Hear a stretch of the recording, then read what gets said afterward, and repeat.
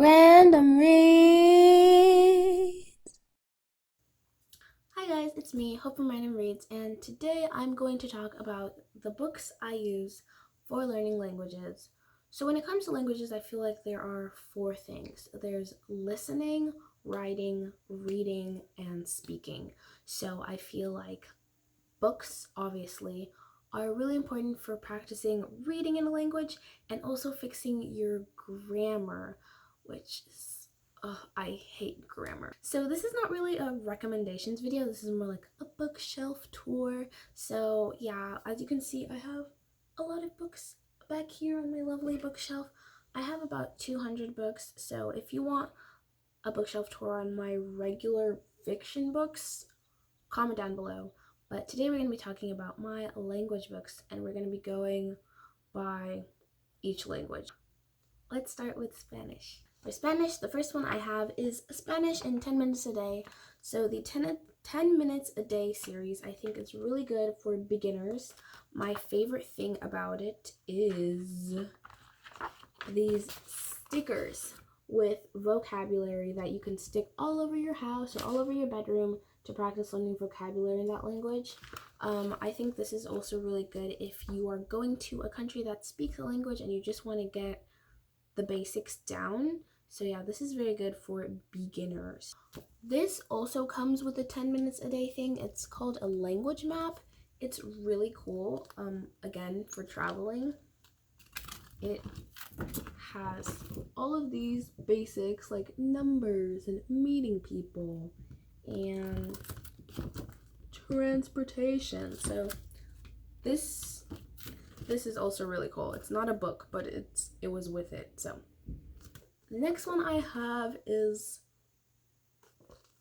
this. I don't even know which one is the title, but this is a really cool book.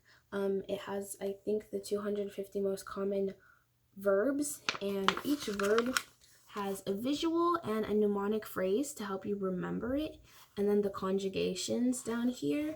So I think this is a really cool one for Spanish. I don't use it as much as I should, and that by that I mean I haven't looked at it in a year. But I think this is a really cool book that I should probably actually start using. Next, I have Let's Talk Spanish. This is my best friend. I take it everywhere.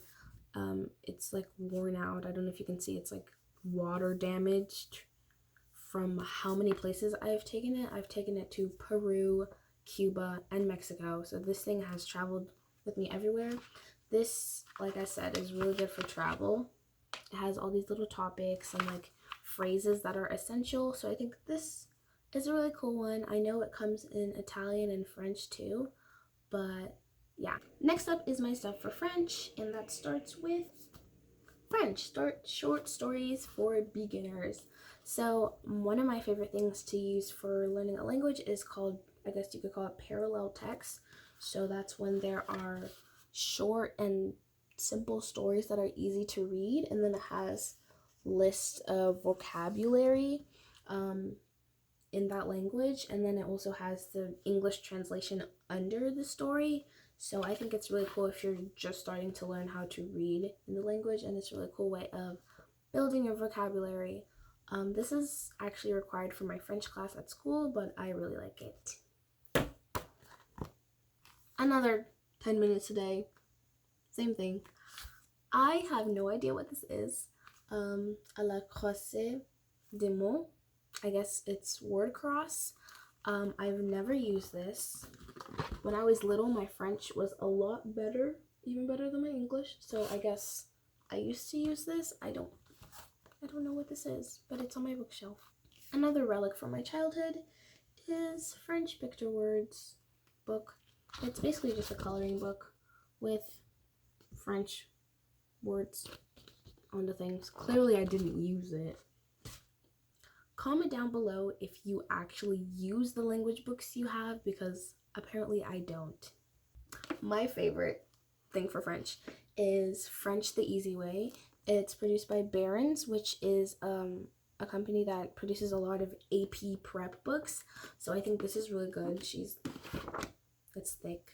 It has a lot of different stories, and it's mainly focused on grammar, but I think it's a really good book. So if you find the easy way for other languages, I would definitely get it, especially if you're learning a language in school or taking an AP language. Now on to Norwegian. I have Learn Norwegian Parallel Text. So this is another parallel text thingy.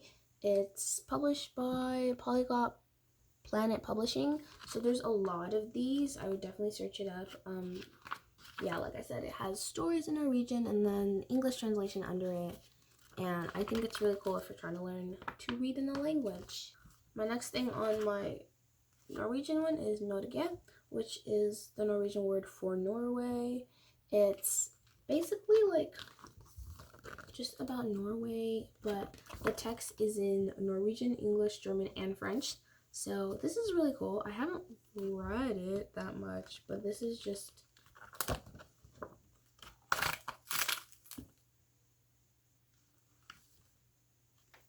this is my favorite Norwegian thing. It's B1 to B2.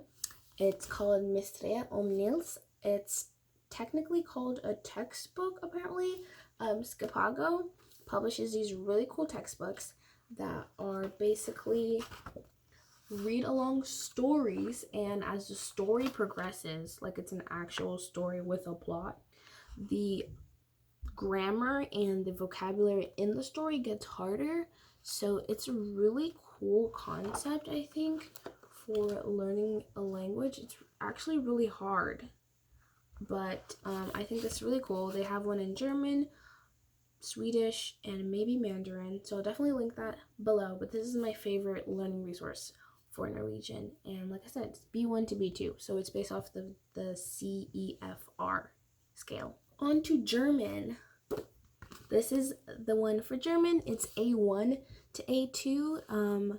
It's called Jens and Jakob. So it's a story about these two birds that can talk. And as you read the story, it teaches you German vocabulary and German grammar. So this is a really cool one.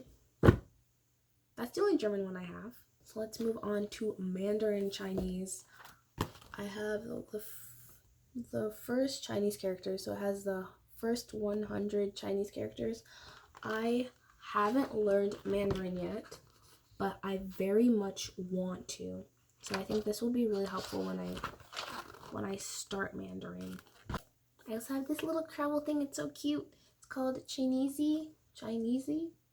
It comes with an app, which is really cool, and it basically teaches you how to write in Mandarin, but it has these really cool visuals to help you learn and remember. For example, this is a symbol for water, and so it shows you it with a water droplet so that you can remember easily. So this is really cute. Like I said, I haven't learned Chinese yet. I haven't learned Mandarin or Cantonese or anything. I haven't learned any East Asian language actually, but when I do, this is what I'm going to use.